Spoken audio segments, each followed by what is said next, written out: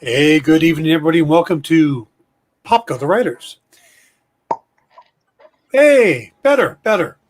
Yeah, I've been practicing. Yeah. Tonight we are going to talk about the new Marvel's movie, Eternals.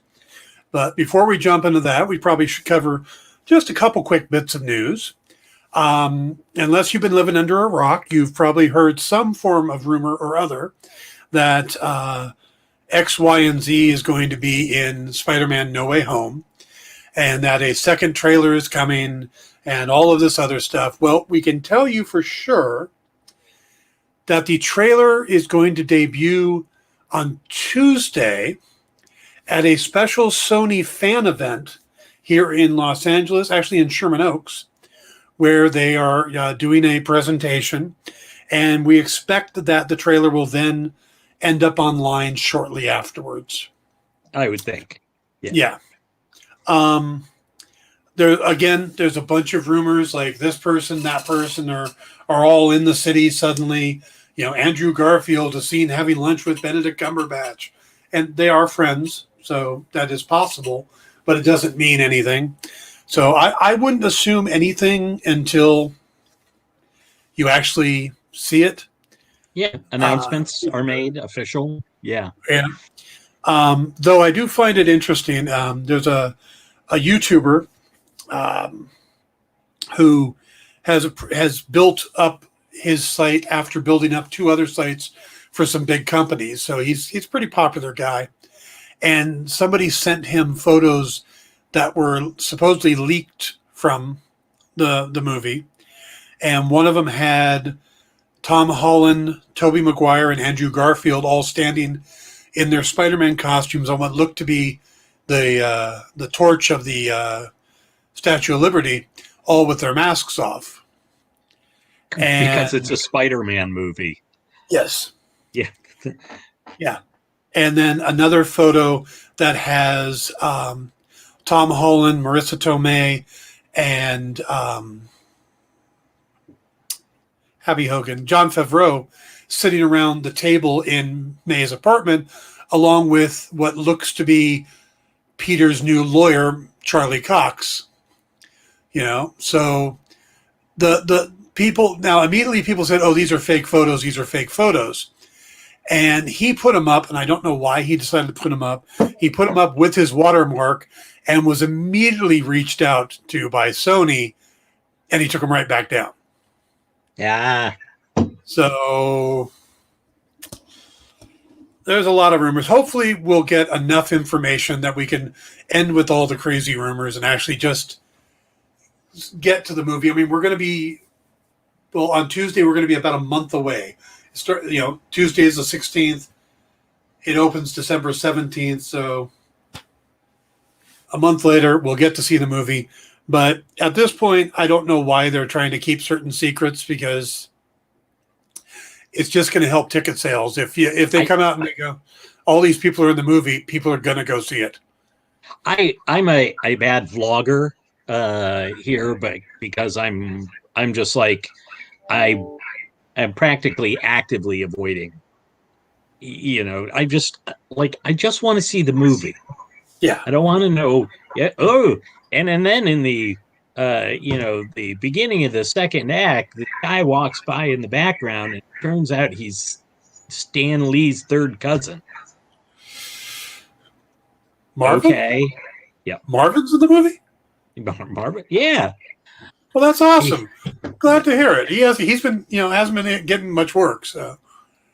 But actually, they should bring in Larry Lieber. They should. Since,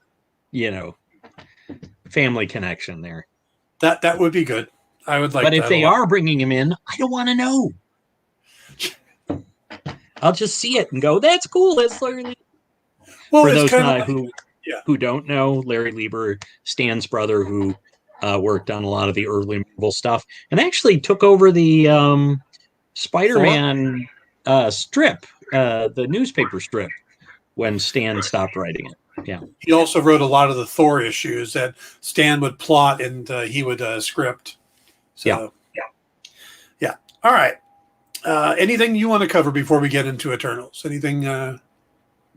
Saw the preview stuff for on Disney Plus Day. Mm-hmm. Must admit, got a kick out of the She-Hulk stuff. And the Moon Knight thing is, it's like, oh, I want to see that now. And the Hawkeye stuff was also I'm very interesting. Yeah, I am more geeked up for Hawkeye than I ever thought I would be, which is weird because I like Hawkeye. I'm an Archer fan. Yeah. If your super team has an Archer, that's probably who I'm going to be drawn to. I get it. Ron too. Thought that was subtle enough; it might slip through, but no. Nope. Nothing is so subtle that I can't come and use my ham-fisted talents to make it obvious. Now, I am going to go in depth on all the Disney Plus stuff on Tuesday on the Dan Wickline show. I'm going to give you the lineup for this week. Tuesday, I'm doing that. Wednesday, I'm going to do a deep dive into the Ghostbusters to get us ready for Ghostbusters Afterlife, which comes out this weekend, or weekend coming up.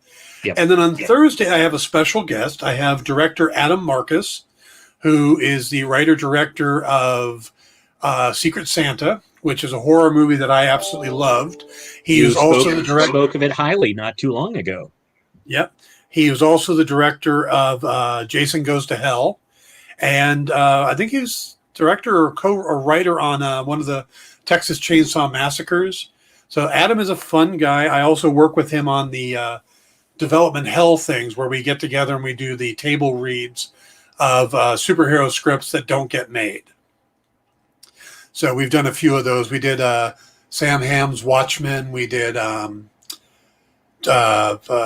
James Cameron's Spider-Man. And we did Kevin Smith's Superman. So we've done a few of them. And he's also done a couple before I got involved, like the Justice League by the guy that did the recent Mad Max movie. Oh,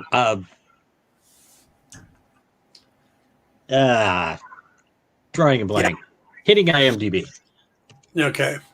So, yeah, Adam's going to be on Thursday. I think that's going to be a very special episode. He is one of those guys that 5 minutes after talking to him, you think he's your best friend because he's that nice, and you feel energized like you could pretty much complete any project you took on. It would be a success. Mm-hmm.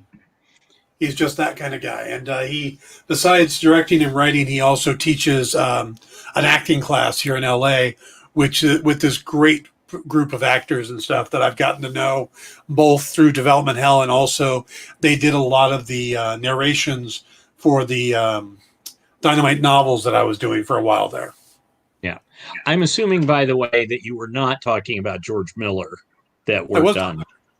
Oh, yes. Well, like creator of Mad Max, George Miller. Oh, yeah. I think that's what I was talking about. Yeah. Yeah. Okay. So yeah, Tuesday we'll definitely be talking about the Disney Plus. I love the Moon Knight. I loved the little image of Jennifer Walters and Bruce Banner standing there with her saying, "Don't make me angry. I wouldn't like you when I'm angry, or you wouldn't like me when I'm angry." And it's exactly from the TV series, right? To the point where Mark Ruffalo is wearing Bill Bixby's outfit. Yeah, with sideburns and everything. Yeah, and I like the fact that we didn't get a whole lot of She-Hulk, but we did get that image. Yep. And then we got a little more in their little sizzle reel thing they did with everything. We see her getting out of a limousine in a nice dress. You just see her green leg and hand. Yeah. So a couple of the announcements, though, surprised me. It's interesting that we're going to get Spider-Man freshman year, because we never did get Spider-Man's origin story. And I always thought, good, we didn't need it. We didn't need it for this version, but it looks like they're going to do it animated. I'm not a huge zombie guy, so Marvel Zombies. All right, you're going to do Marvel Zombies. But everything else looked great to me. X-Men 97, bringing back that series. It's well loved. I think it's well loved by a lot of people who have not gone back and watched it again recently. I saw it was on. It might have been Disney Plus or one of the other streamers, and I saw it was on. I was like, it was a little past my time, but I'll watch it. I do have convention PTSD from the theme song playing over and over and over at a Chicago con that I was at. Mm-hmm. Could not get away with it or away from it. It was just like, I watched and I went, ooh, the animation's worse than I remembered. It was a really weird kind of I felt very inconsistent animation. So, well, I know they had big plans for it, and it got canceled for, I don't remember what the reasons were, but they weren't good reasons. I think it was an argument between Fox and Marvel or something. So, if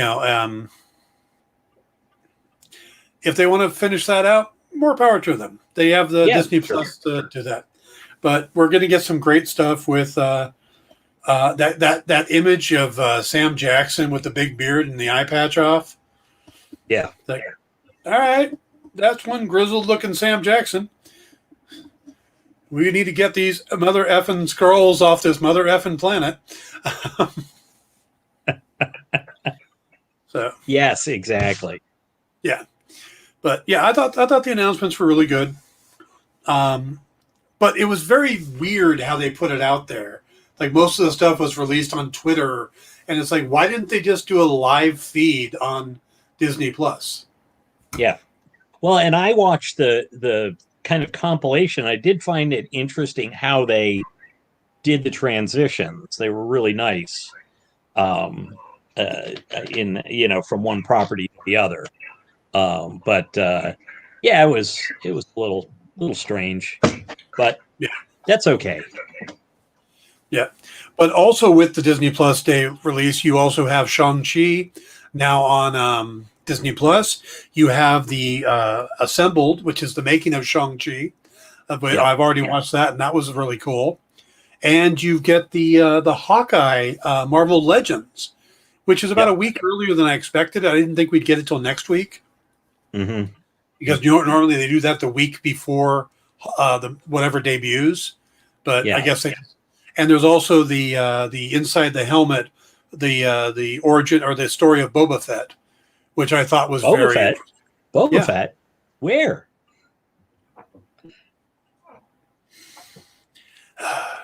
Though I do find it interesting that one of the people who was key in creating Boba Fett was Joe Johnston, who was the director for Rocketeer and also Captain America: The First Avenger. Yeah. I'm sad I don't have my Captain America put up in the back. I've about halfway through the story of the Marvel Studios, and I'm absolutely loving this book. By the way, all the behind the scenes stuff, it is great. I'm really enjoying it. So, I've read I've read through 2014, and they're just starting about putting together Civil War. Yeah. Yeah. And the one story that I got to tell is they're trying to figure out what to do for the third Captain America movie, and Kevin Feige calls Nate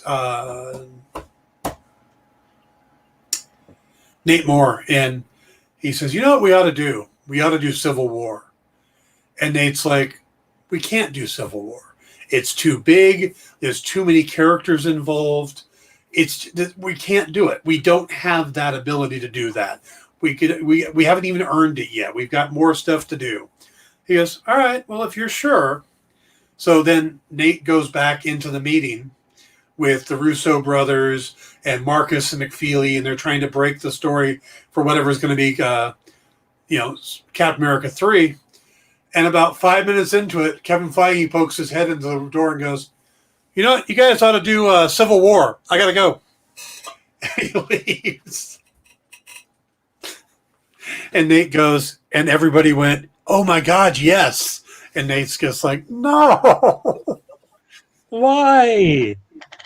yeah, They did such a nice job though. Well, I hated Civil War the comic, mm-hmm. but I thought they did such a nice job of paring it down and making it very much a personal, Yeah, uh, you know, yeah." They took the heart of the story from the comics and put it into the MCU, which is what they do great.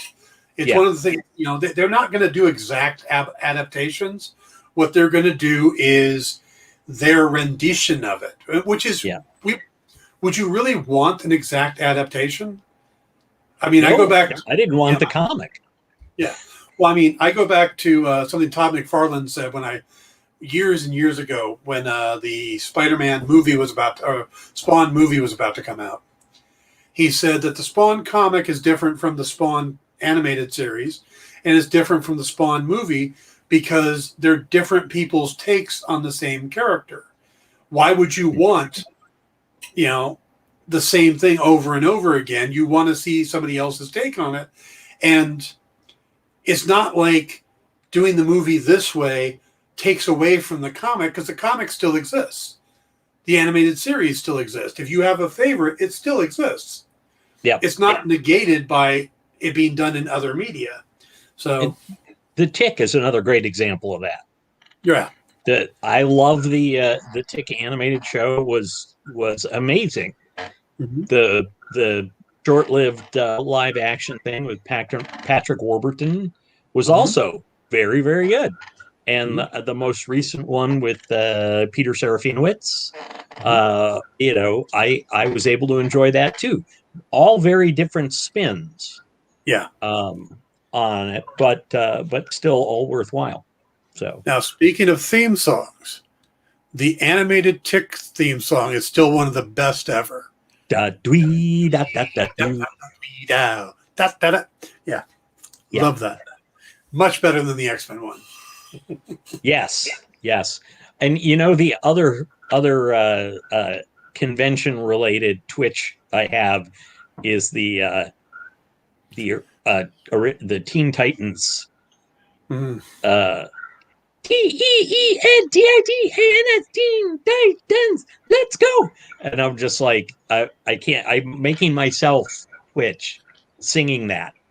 I was hanging out at the DC booth so much that year, trying to talk to editors and stuff, and it just was like, can't you guys put something else into the loop? And I remember my pal Stuart Schreck saying to me, "Oh, I like it." There's Tone, our friend Tone Rodriguez, tells a story of doing I think it was the Dallas show or one of the Texas shows, and he met a band there called Court Jester that was set up opposite of them, and they had one of their songs on a loop. And mind you, these are great guys. I know both Dan and I mean, at one point they asked me if I wanted to join the band, which is how weird it was because I owned a bass guitar. I haven't even played that much, but they're like, "We can teach you the bass notes. That's not a big deal. You're in LA. You have a bass guitar. It's all we need." But so they have this one song called "Welcome to Hell." And the chorus is, "Welcome to hell, welcome to hell, welcome to hell." And it played so often that Tone started getting facial twitches from it to the point where, and then afterwards, as we're driving to Texas, he goes, "Yeah, that song, man, that was horrible last year. I hope we don't I mean, I love those guys," he goes, "but I hope we're not that close to them." And then in the back of his mind, I keep hearing him mouthing, "Welcome to hell, welcome to hell." That's you remember when all the kind of the small publishers that were doing the gothy stuff, they were like London Night and I think also Chaos, and they would all have this some way, I don't know, dark metal, I don't know exactly what was, but just pumping away. And it's just like, it's a comics convention. I don't go here to lose my hearing. Yep. Yep. No, I agree. Yeah. So, though there Speaking of dark metal, how about that ebony blade? Segue. Hey, okay, we'll segue into it. So, the Eternals.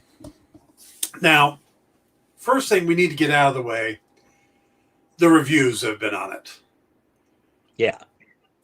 Because, I mean, I'm looking at Rotten Tomato right now, and I don't know why Rotten Tomatoes is suddenly the be-all and end-all of reviews, because, I don't know, I disagree with them most of the time. But and any clown can go and vote. Right. Well, it's not. There's the critic side, and then there's the audience score. Yeah. So the critic side is where the problem is. It's like 47% or rotten, or whatever how they refer to that, and that's out of 339 reviews. That a little more than half people didn't like it compared. But you're not fresh unless you're 60% or above, which seems weird to me. But the audience score on this is 80%. So 80% of the people who went to go see this liked it. Yeah. But 40% of the critics. And I'm thinking that part of the problem is the fact that it's Chloe Zhao. So I think it's some of these people went in expecting a Chloe Zhao movie and got a Marvel movie or a mix of it. And some people went in thinking it's a Marvel movie and they got a mix of a Chloe Zhao movie. And Chloe is a very different director than what they've normally had for Marvel. She is much more grandiose in scale. It's, much more filmed on location, practical stunts. There is CGI, but they it's toned down. And I mean, yes, their deviants are definitely CGI, but it's not your typical Marvel movie. And I think that's where a lot of the problem is that the critics went in expecting one thing or the other, and it's this kind of hybrid, and they don't know what to do with it. Yeah. I agree. I came out of the theater not understanding the negativity towards the movie. I'm exactly in that same boat. I went, I watched it, I enjoyed it. As much as I detest this particular phraseology, kind of garbage, but it's not a perfect movie, but it's entertaining, and I found it interesting. There was one aspect that I didn't particularly like, but it all still kind of worked out, and I still felt satisfied in the end. Yeah. I guess we were always flying the spoiler warning. So yeah, let me put that up. Where is that?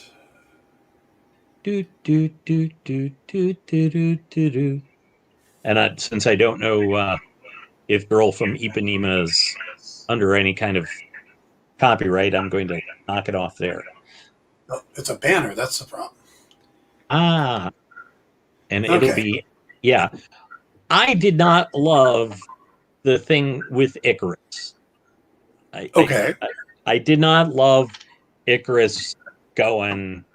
And maybe that's because I associate him, what little I know of the comics, as being the most straightforward superhero-ish guy. And so to have him be the one that went, no, we got to destroy the planet and let the Celestial come forth. Or I was just kind of like, what? It just felt weird to me. I sadly knew everything about the movie going into the movie. Yeah. Because, the stuff I do, I tend to get all the spoilers. I knew both post-credit scenes. I knew all the twists and turns. And I went in and I still enjoyed the movie. Going into it, I felt the way you did about Icarus. Yeah. Coming out of the movie, I was better about it. And the reason is it made sense for his character as he's portrayed in the movie. You know, he is a loyal soldier. He is, I'm going to make, it's a horrible analogy, but he's Ollie North. He was following, he was following the orders that were given to him. You know, the Celestials are his gods. He was following their orders, and it's the same reason that Kingo didn't fight, because he still believed in what Arishem wanted, but he didn't want to go up against his family. And in the end, Icarus did the same thing, because yes, he fought, but when it came time to fighting Cersei, he couldn't. Yeah. So to me, it actually added a lot of depth to the character. Yeah. You know? Well, and he had sacrificed a great deal. At that point, he sacrificed centuries of time with his wife. Yep. In service to that ideal, to that. Yeah. So he might have also looked at it initially as, what a waste. If I am I going to just like, oh yeah, for thousands and thousands of years, I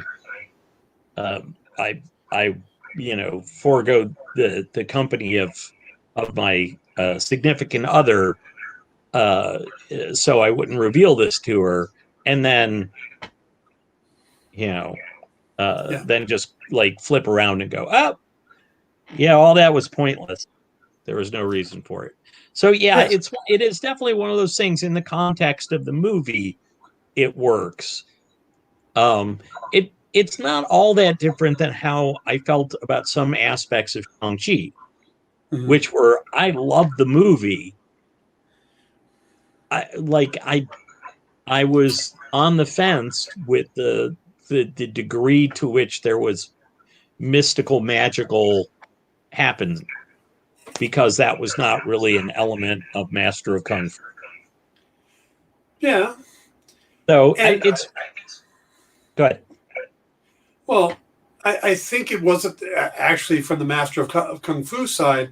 That came from the Mandarin side, which I know isn't mystical in the comics. It's science. It's alien technology. Yeah. But which you could argue this was sort of too. Yes. Yeah. They go for magic, we call science. Yeah. Yes. Well, they go for the ultra terrestrial aspect of Alien. But I thought it was a very solid movie. They were burdened with the amount of backstory they had to layer in. Well, I was surprised just how much actual depth the characters had. The fact that there was 10 characters. I mean, each one had their own basic story arc. Thena had the whole thing with her memory and getting it back. Gilgamesh had the story arc of being a fighter, but finding something that he loved enough to protect it no matter what. Kingo went very selfish and created this whole career for himself. Yet when it came time to reunite and help the family, he was there immediately.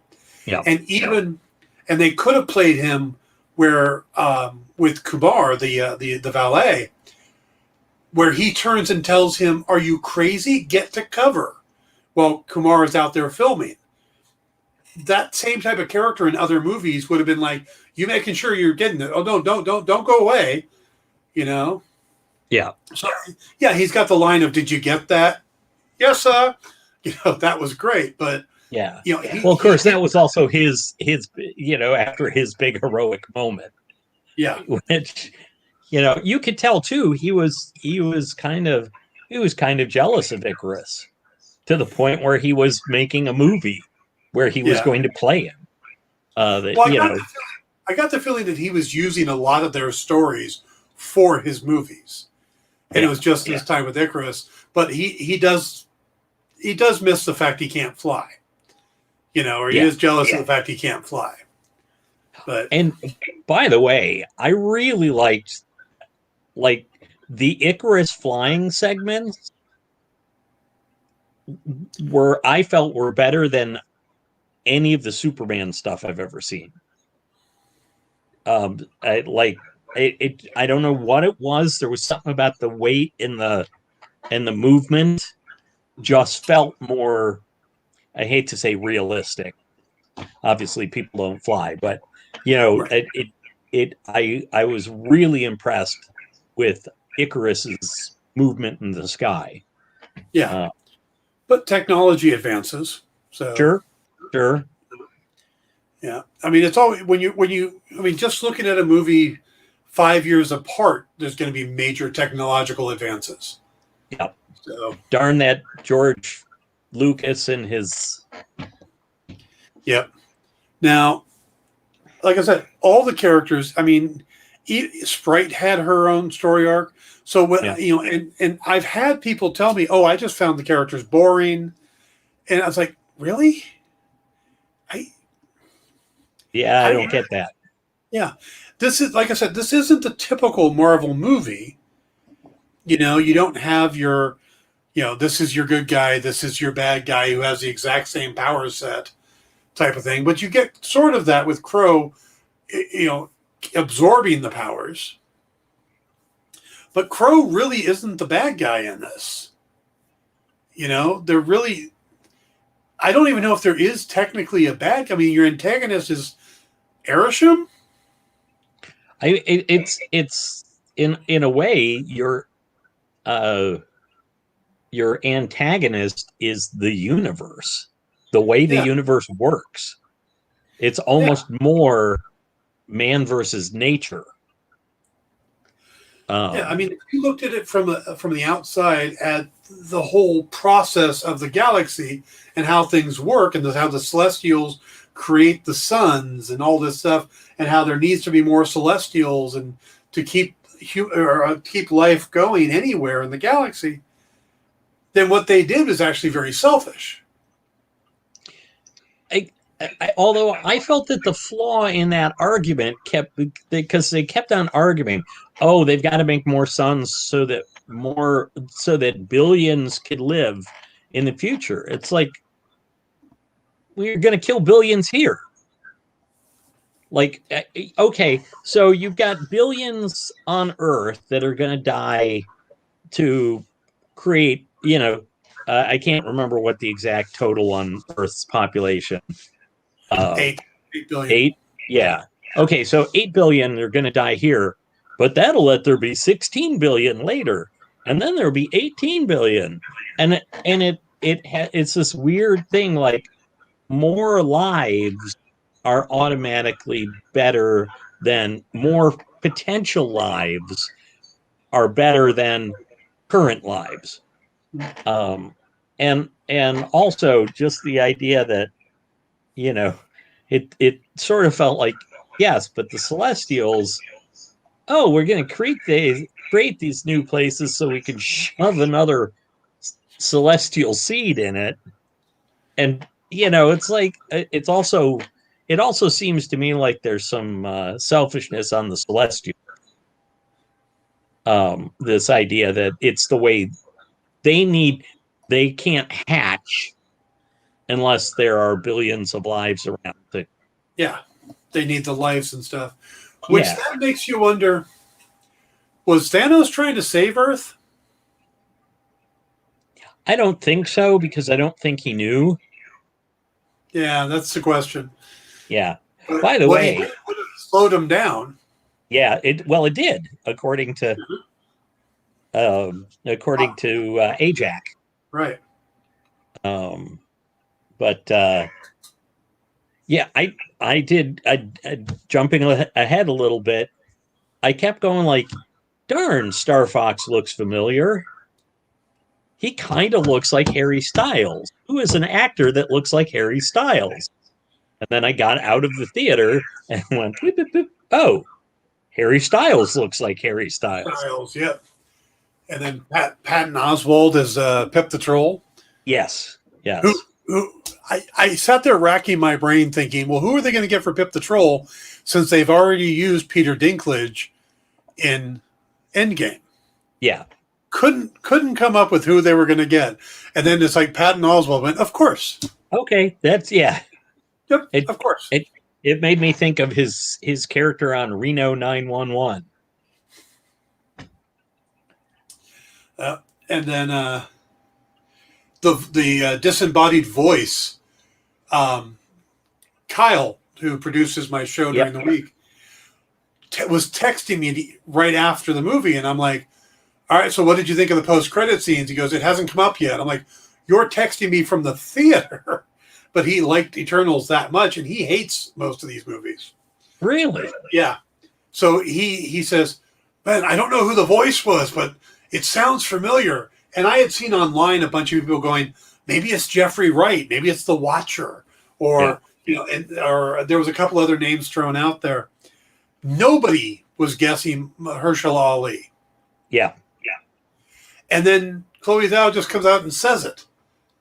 Oh, that's Mahershala Ali. It's like, oh, it's Blade. Wait, Blade? Ebony Blade? Guy who knows the most about edged weapons is there to go like, hey, better be careful. And there is one storyline in the comics where it turns out Dane Whitman isn't actually using the Ebony Blade. He's using a duplicate sword created by Dracula. Ah. And Blade and Black Knight were in a group called MI13 together. Right. Which was a British part of the MI6, MI13 was the one that dealt with the supernatural. Yeah. Yeah. Not supernatural. So should be interesting to see. Shouldn't it have been MI666? Of course. But of course, they probably did not want the satanic connotation there. Yes. Yeah. Probably. So, well, let's stick with the main part of the movie before we get too much into the. Yep. Sorry about that. Yeah. You just jump into the end of the story before we get there. I get it. Hey, you can kiss the end of the story. And his name is Paul Story. It did. Oh, so you got that, did you? Yes, yeah. I did. Yeah. All right. So jumping back, I thought that it was a little weird getting the scroll intro.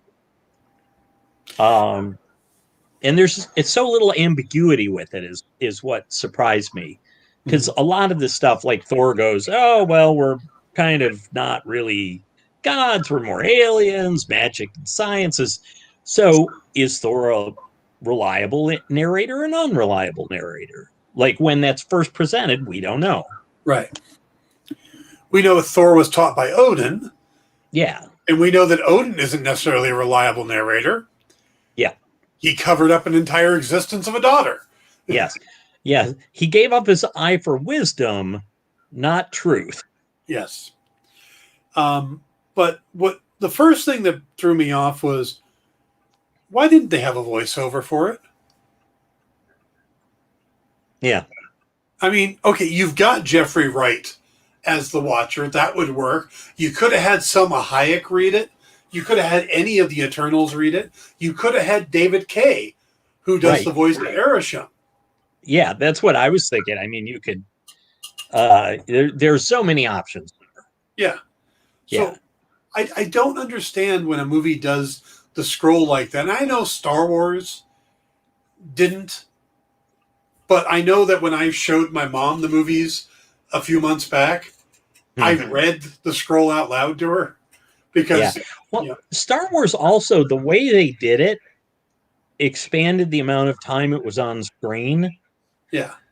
And I think that's one thing that I get with either with like a scroll, or sometimes if I'm watching something with subtitles. Like sometimes the subtitles flash through too quick. It's like, what did that? So yeah, I thought it was a little odd because it was so definitive. Like this is absolutely the way it was. Right. Which would have made sense had it been Erisham, the judge, reading that. Because it's like, that's the way they want you to think it is. Whether the truth is still, maybe it's true, maybe it's not. So. And Ajax actually would have been a really good choice because it would indicate this is certainly what she believes, but again, introduces the element of possibility. Yes. Yeah. There was one thing that bothered me, and I bring it up now because I love the fact that we had such a diverse cast. I love that all of them were just told to use their normal accents. Right. They didn't make Richard Madden drop his.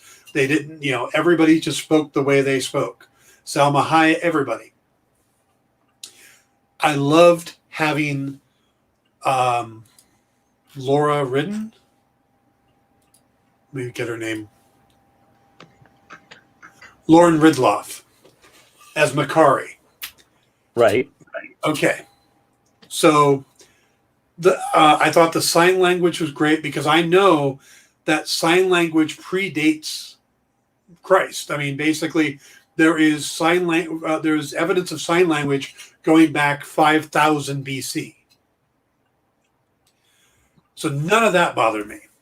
What bothered me is the point where we discover that the Eternals are created like artificial humans or artificial creations by synthesoids, sure. Why would they create one with a hearing disability or without hearing? And I'm not saying that. The impression I got was that it had something to do with her powers. And you know what? I could see them doing that, but they never say it. That's true. They do we know of.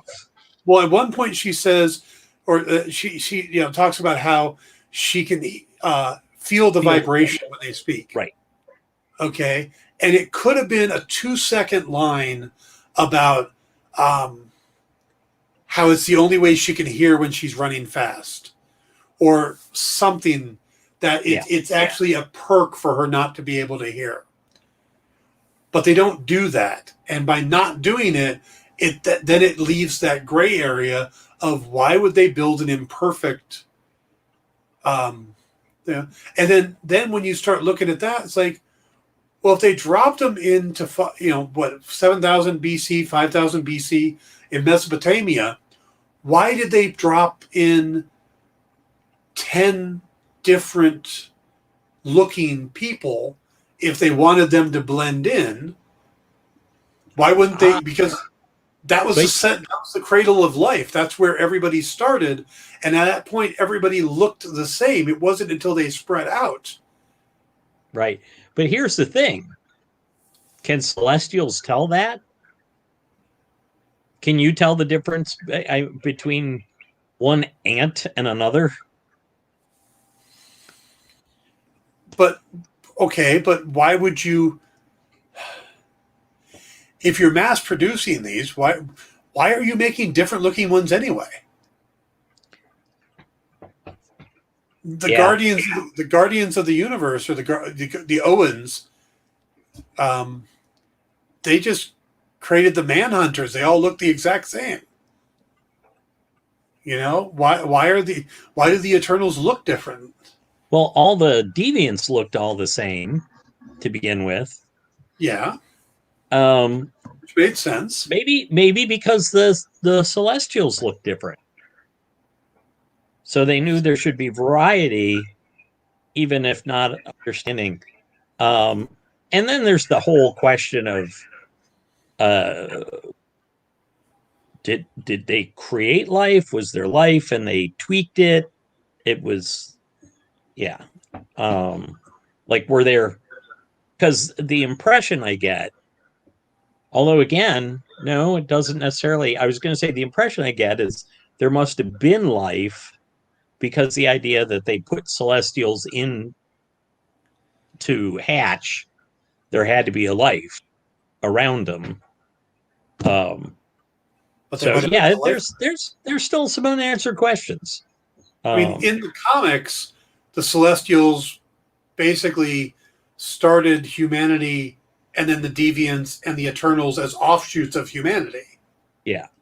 So they started all of them, and this was their little experiment that they did, and it's what they did. They went around doing these experiments, and the idea is that the Deviants were put there to kill off the apex predators, to allow mankind to thrive and build up enough to fuel the birth of the Celestial. But what about the rest of life on Earth? Was it just mankind? Is it only human life? Maybe it was intelligent. I think they implied it was intelligent life, because that was part of the whole thing, I think, of having Phaestus there. Advancing and pushing and inspire, and the Eternals were kind of inspiring them. Yeah, humanity. I mean, because if it could just be any kind of life, why wouldn't you just put a bunch of bunnies on a planet? Yeah. Because you're going to get to 8 billion a lot faster. Oh, but then we get into the whole question of, does this life equal that life? And I got given the Unimind, and I admit this is total geek filling in, because as geeks we have a tendency to explain away gaps, but the idea of the Unimind kind of gives the impression that mental energy is essential. You could be 100%.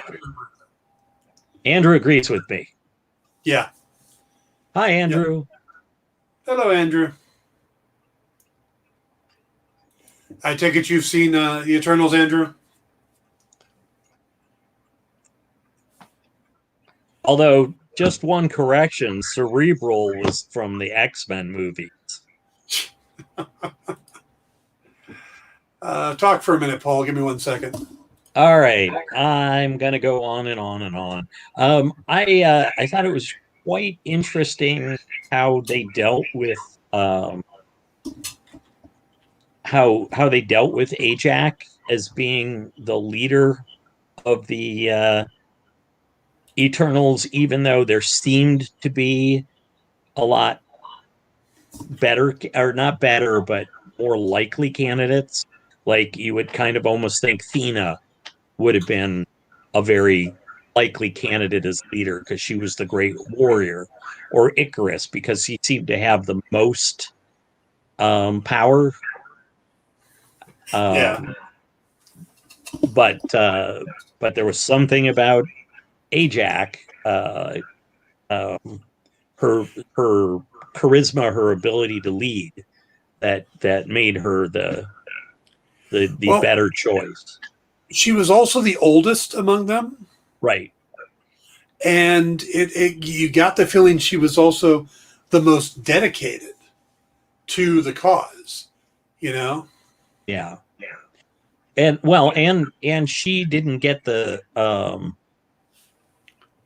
she must have. It's likely that she got the memory wipes, but she must have been brought up to speed. I got the feeling she didn't get the memory wipes. Yeah, well, it's weird though, because she didn't end up with the stuff that Thena was going through, because that's actually a thing from the comics, which I can't remember the darn. Right, Cersei it's a mind we or something. Yeah. But basically, it's older memory leaking through is what is the impression I got, which is different from what it is in the comics. Mm-hmm. But so if she never got her mind erased and she knew all of this, then she wouldn't suffer from it, because she'd have all that memory. So I got the feeling that Ajax has bought in, where these other ones always get their mind wiped and start over. Where that's why Ajax is the leader, because she constantly knew what was going on. Yeah. So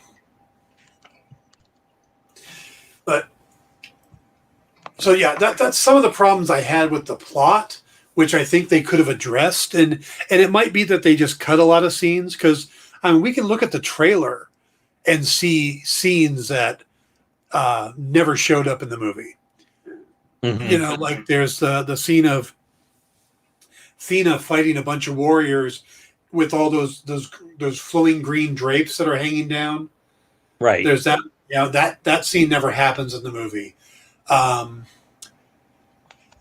they're laughing at Icarus, saying that he could be the new Avengers leader.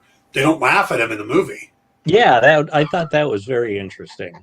Yeah, which makes more sense because they do think of him as their leader, especially King Sprite. I mean, he even calls him Boss Man. They look to him when it comes time to decide something, and he's the one that says Ajax gave the command ball to Cersei. Yeah. So, interesting how much they tended to default to him, despite the fact that, officially, he was never the leader. He was the military leader. He was the You gotta think about the. I looked at it this way: the team was kind of he was Cyclops. The team was basically broken into two. You had your action group and your passive support group. So your action group was Makari, Kingo, Icarus, Gilgamesh, and Thena. And they were the ones that were always doing the fighting. Where Sprite and Cersei and Ajax, they were in Phastos and Druid were all support characters. They helped with the mental stuff or creating stuff. So I looked at them as kind of two sides. So I think Icarus was kind of the leader of the action team, the attack squad, whatever you want to call it. Yeah, half action, half brains. And he's known as being the military tactician of the group. So he was the field general. So that's why I think Kingo and a lot of the others looked to him, where Ajax was more of the society leader. It's the difference between a president and a military general. And then when your president's gone, you end up looking at the general, because that's the only two leaders you had. Nobody else it wasn't like another leader position. Yeah. There was no vice president. Right. Or no line of succession. So yeah. And where Thena, I don't think would have ever been a leader, because I don't think she ever thought of anybody else when she fought. She just fought. She just got lost in the fighting, and Gilgamesh a little bit too. I think they were natural fighters. They were, they're your tanks and your warriors. You just go, and you don't take them away from the battle by making them make decisions. You let them go in and do what they do best. And Kingo's a little bit that way too, Mm-hmm. I think the character that they may have done the most with by doing the least with was Druid. I'm not at all familiar with that character. And he threw me off. For one thing, I didn't recognize the actor. And I, at first I was like, wait, is that Ezra Miller? And I'm like, no, that's not. I guess it was just the hair. Yeah. They had some interest from, I read that a few other people had been talked about as potential for that character. And some of them were much older. I mean, they talked about Keanu Reeves is somebody they thought about for that role. But the one that really blew my mind is Ian McShane. which is very different than Barry Keoghan. Coogan, I think is his name. Keegan. Keegan. Yeah. Yeah, probably Keegan. Yeah, it's Barry Keoghan. Yeah. So very different than Ian McShane. I mean, you can't get farther away. It's but in the comics, he's always presented as kind of the bad guy. He's the Eternal you don't trust because, he's got the mental abilities and he's turning all the humans against the Eternals and, he's kind of the bad guy in the group. And he's the Loki. I think he was set up to be the Loki, but I don't think they actually went that direction. Not entirely, no. But you know what I'm saying. He's the guy that's part of the group, but you can't really trust him. But but that's my point. I think they kind of set him up to be the turncoat, and then they went, nope, it's Icarus. Yeah, well, and in the movie itself, I think that it really just came down to his frustration of that he could stop the violence between humans, and he was told he couldn't, and he was the one that really, despite seeming like the least sympathetic, he seems like he was very empathetic, right? Except for the whole except for the whole like, oh well, I can use them for cannon fodder aspect. So although, what do they say, it's the old power corrupts, absolutely. He'd been god emperor of his little plot of land. Yep. And if you're told them, let these people fight, don't stop them, then why wouldn't you use them for that? Yeah. Andrew says he thinks Angelina Jolie took the Athena role because she was playing a warrior with 7,000 years of PTSD. I could see that. Yeah, there are no real simple roles in this. No. No simple characters, I don't think. Yeah. Possibly Makari-ish. Yeah, I think they didn't do enough with Makari. They could have done more with her. Yeah. And they wait till the very end. She's the last one they introduce. Or the last one they bring back in. But I think they really spend a lot. I love the relationships in this movie. The relationship between Icarus and Cersei, of course, is the big one. But the relationship between Makari and Druig is pretty cool. Yes, the relationship, and nobody knew. Yeah, the reaction was so great. Yeah, it's like, is this new? Are we okay with this? Yeah. Absolutely love the relationship between Gilgamesh and Athena. Yeah, how this warrior sees this other warrior in need and just goes, I'm going to take care of her. She can live with me. I will make sure. And if I have to put her down, I will, but I'm going to take care of her. Yeah. And actually the relationship between Kingo and Sprite, because Kingo comes across as very, he comes across as absolutely self-centered, but then he shows that he's got more depth than that. Yeah. When he, is like, I know you wish that things were different and you could, you could be with Icarus, but and you're like, whoa, wait, insight from Kingo? Yeah. Well, see, I think that's what they did great in this, is that they gave us the stereotypical version to start with and then changed it. And they did that with almost all the characters. Mm-hmm. Icarus was the Superman type, and he turned out to be the one that turns.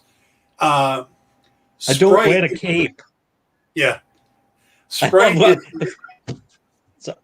Sorry, it's just that moment where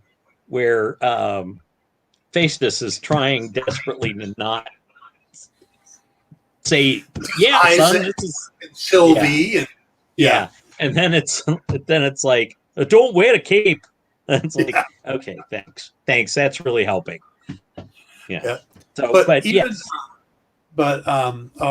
Faustus is another great example. Yeah. It looked like he was going to be the pacifist because he created all those weapons, and he's a creator, he's a thinker. So you don't think of him as a fighter, yet he kicks ass at the end of the movie and is the one that shuts down Icarus for most of the fight, or for a big chunk of the fight, and allows them to actually make a difference.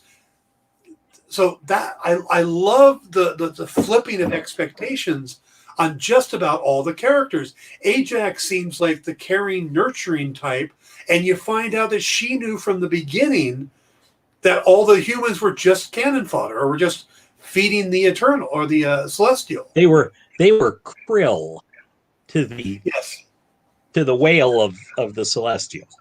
Yeah.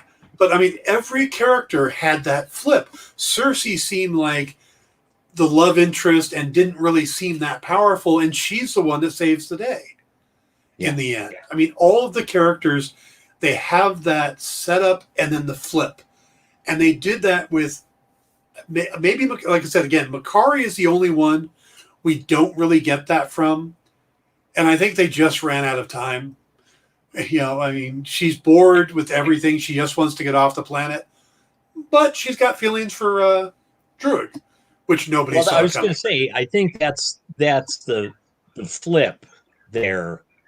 It's not as, I don't think it's emotionally powerful as others, but the idea that, oh wait, she's fallen for Druid was like, what?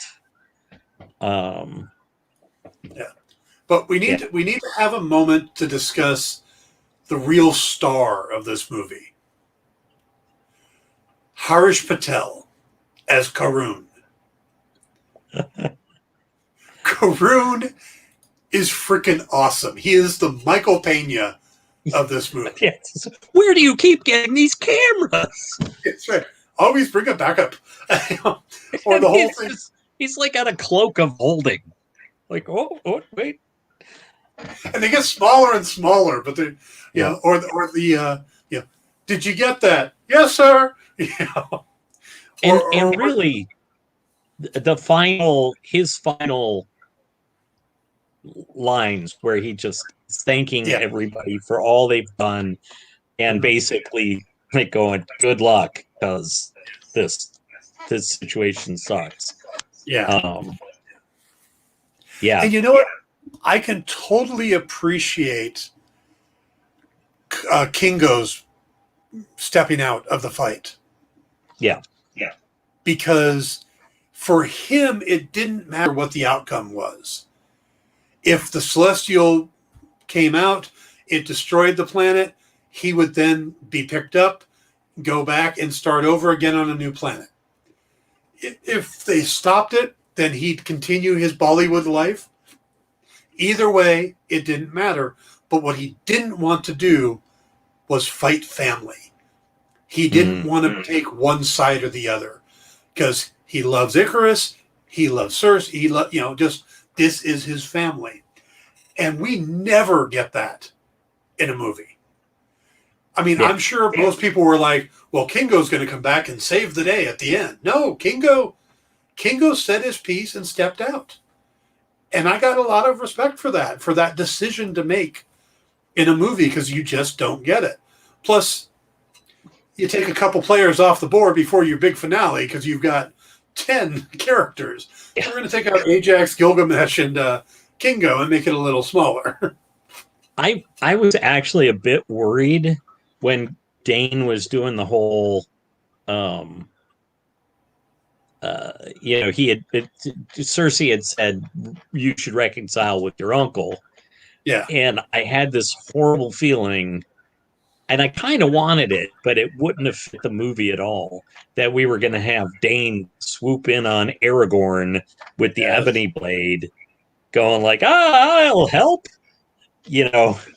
and you just be going like, wait, flying horse, magic sword, enchanted armor? What? Yep. Um, Andrew says, so can we get Karoon, Happy Hogan, Ned, and Darcy hanging out at dinner, trading stories with Lewis? Only if you remember to invite Jimmy Woo. Yes. Yeah. We should get a shawarma scene with them where they're just like, and then did you see the thing where the guy, I can't believe they did that. Yeah. Yeah. The other person I would want in there, but he kind of ruins the image, is Korg. Hey guys, how are you? Yeah. So we're going to have dinner, yeah. Yeah. That would be a lot of fun. Yeah. But yeah, no, I loved Karoon. I loved his speech at the end. I love when they're sitting around the table trying to decide if they're going to help humanity or not. And he's like, "We should help them." Because I'm biased, but I'm human. Yeah. I do love that. I admit, yeah. Yes, he was really good. He was really good. I really liked that table scene because that was one of the few times we got them being just a family. Right. Right. And I really liked that scene, and they could joke with each other. And okay, maybe Gilgamesh shouldn't have pushed Sprite a little bit with the age thing. But that's kind of the setup for her whole story. But yeah, I thought it was a really good, important scene. Yeah. Absolutely. I shout out to Kumail Nanjiani though, because the stuff that I've seen mostly his comedic stuff. I have not seen oh shoot, now I'm forgetting the name of it. The Big Sick. I haven't seen, so I'm not used to seeing him in, well, certainly not in action adventure, and I'm not used to seeing him pulling out the drama chops, which I knew he must have, but I was impressed. He came off. It was interesting because, like in his big Bollywood dance scene, he came off as so kind of egotistical and kind of smarmy a little.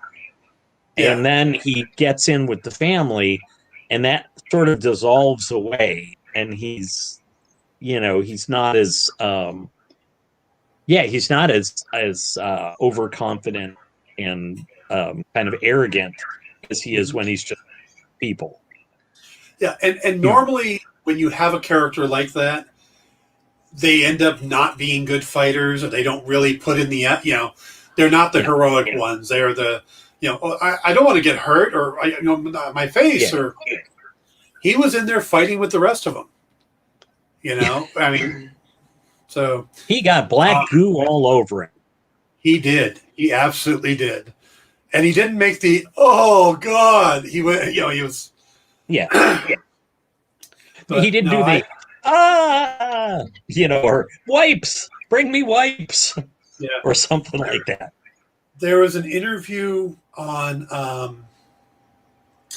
one of the late night shows, and I get them all mixed up. I'm thinking it's Jimmy Kimmel with Kumail Nanjiani and Nanjiani and Salma Hayek.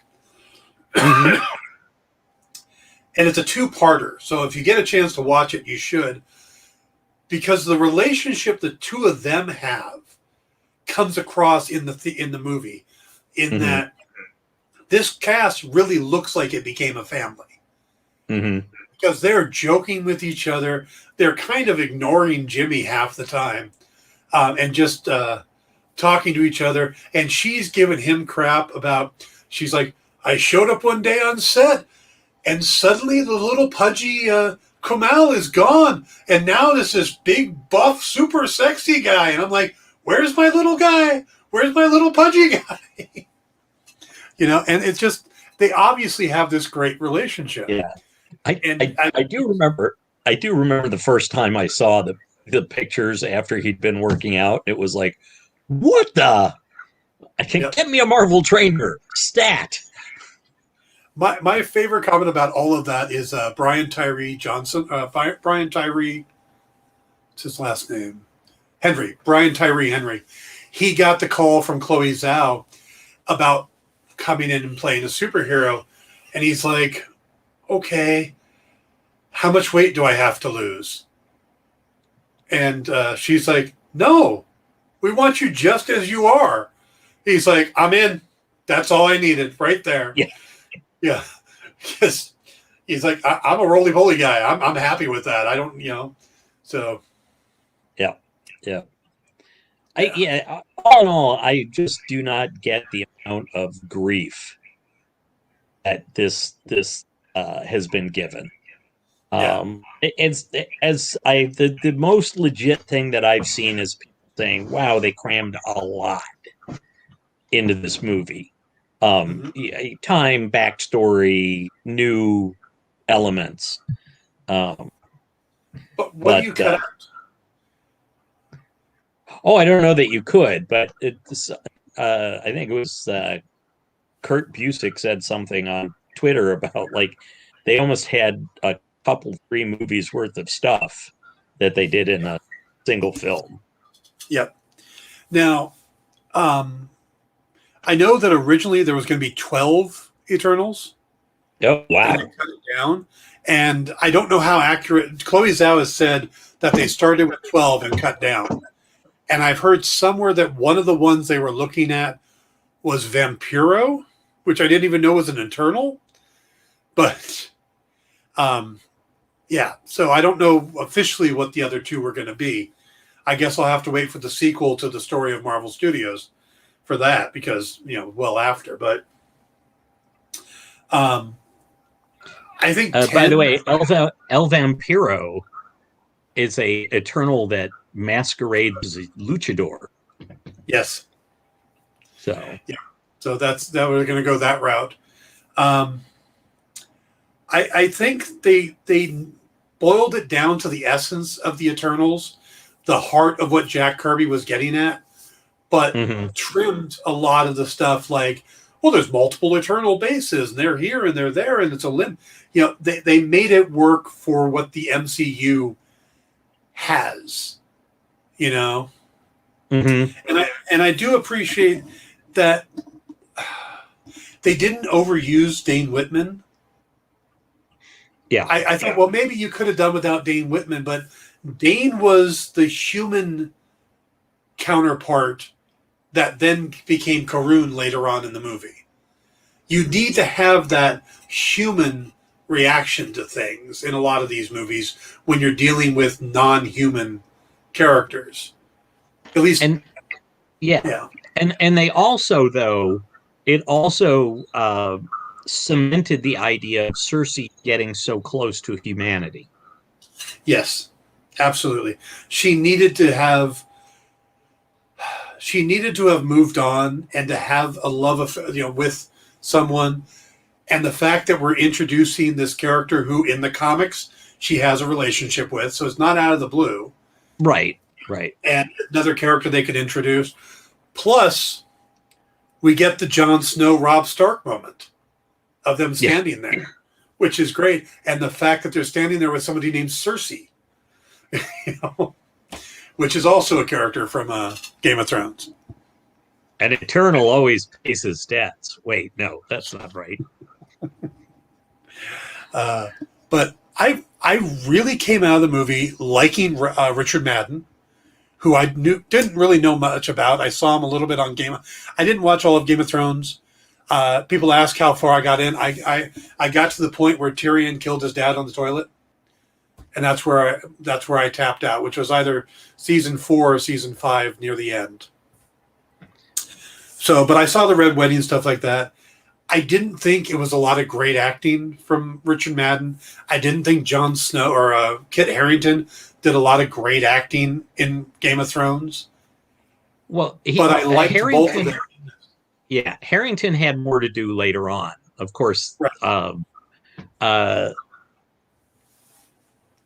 Oh shoot! Now I'm the Robb Stark.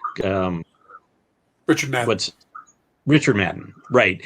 He really didn't. I mean, he didn't really have much to do in that show except be like, I'm the stalwart guy, and they made me king of the North, and I, he didn't have a lot to work with.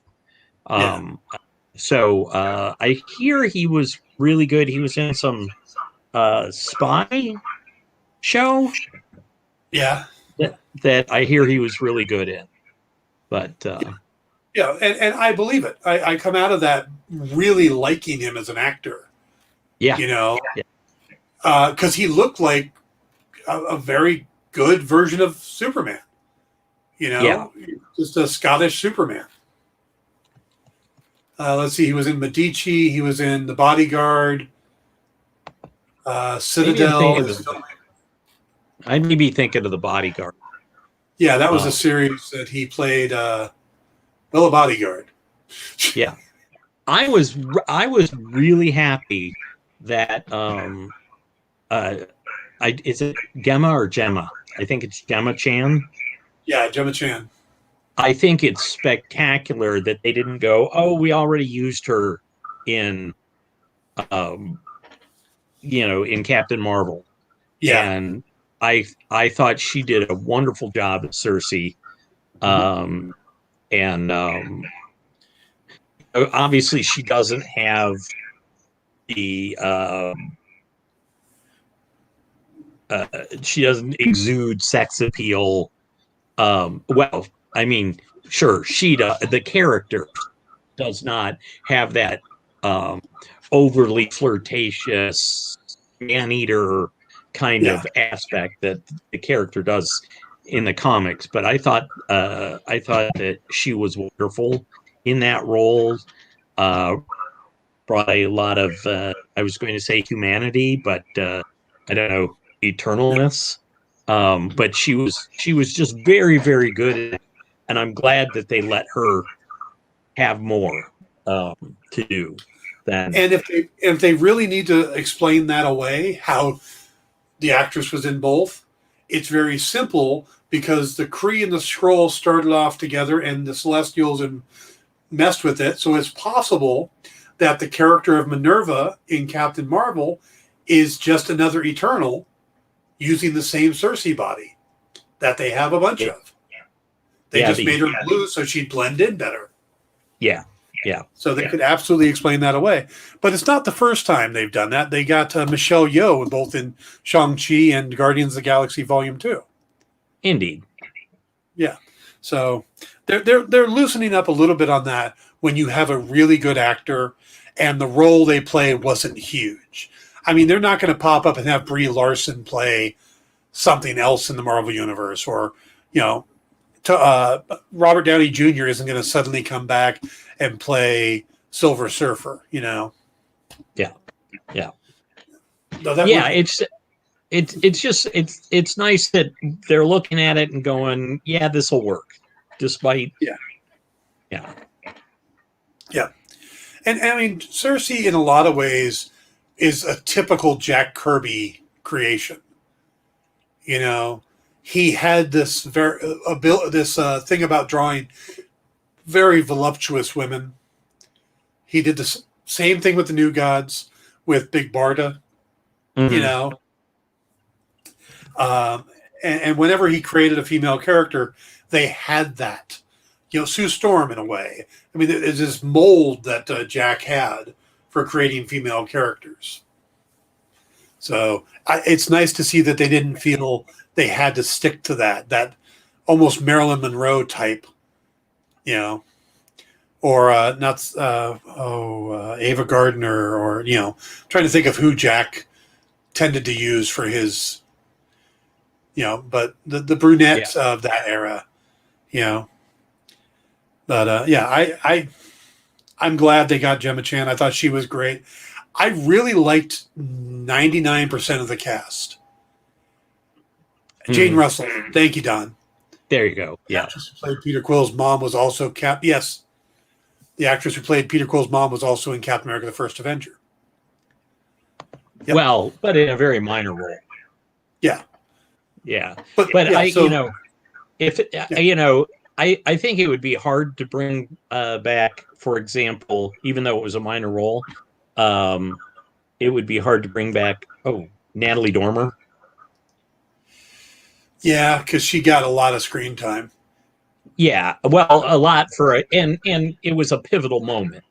Yeah, but Yeah, they could bring back Jenna Coleman, who was also in Captain America: First Avenger. it's true. Yes, but you know who they did bring back from Captain America: First Avenger into a new role? What's his name? Asian actor. He plays Spider-Man's Peter Parker's principal. He he's the grandson of the Howling Commando. Frank Morita, I think is the character name. Yeah. So Jim Morita, and he's his own he plays his own grandson in Spider-Man, which I thought was great. And there's a picture of him with the Howling Commandos in the principal's office. Nice. Yep. So, all right, we got a few minutes left. We do need to talk about the post-credit scenes. What did you think of introducing one of the most problematic Avengers ever, from having gotten Me Too'd, Star Fox? You know, I thought it was really interesting because, of course, I don't think of Star Fox like that, because that was something that was introduced in later. Like, I think of him from the original Thanos saga. Yeah. You know, where he was just, he was just a regular old guy from Titan with strength and resilience, and even though he was named Eros, I think that was something. Was it Al Milgrom might have brought into that? I can't remember who was writing it at the time. Well, when he first appeared, it was in an Iron Man comic. He and Mentor were both purple, like Thanos.